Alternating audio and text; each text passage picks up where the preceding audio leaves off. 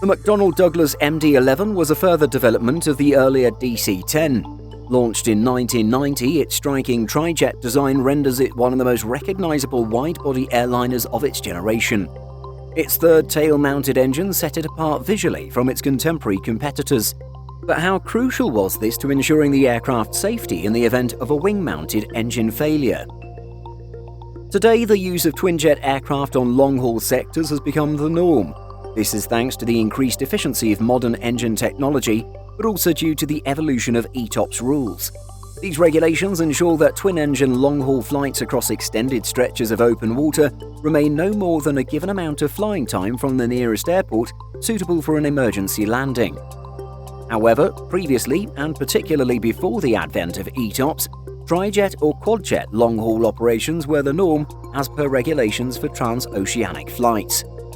However, historical examples showed that in the event of multiple engine failures, keeping at least one engine running will prolong the 747's time in the air.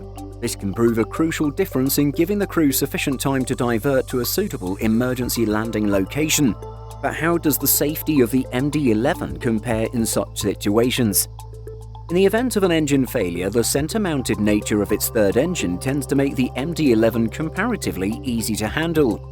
In a recent case, a FedEx MD-11 freighter suffered a left engine failure during its initial climb out of Memphis, Tennessee. Witnesses reported hearing and seeing explosions and fireballs coming from the aircraft as a result of the failure.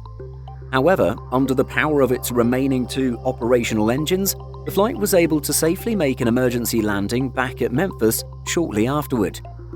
A NASA study on the MD-11 and Boeing 747 from 1998, titled Using Engine Thrust for Emergency Flight Control, does confirm the feasibility of emergency control using engine thrust and other systems, such as lateral fuel transfer, with all engines out on one side of a 2, 3 or 4 engine airplane. However, the key word in NASA's findings is, of course, emergency.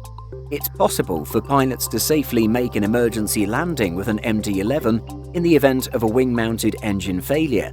However, to fly the aircraft for an extended time like this would be unsafe and unsustainable.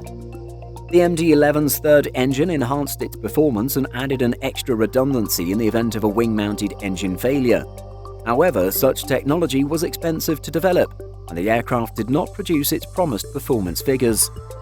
Selling only 200 of this aircraft, these factors, along with the advent of ETOPS, quickly rendered the type obsolete for passenger carriers. Luckily, AvGeeks can still enjoy the quirky majesty of this iconic tri-jet design at various cargo airlines worldwide. Have you ever been on board a flight that has experienced an engine failure? What are your thoughts on the MD-11? Let us know in the comments. Did you know that we publish over 175 stories every single week on simpleflying.com?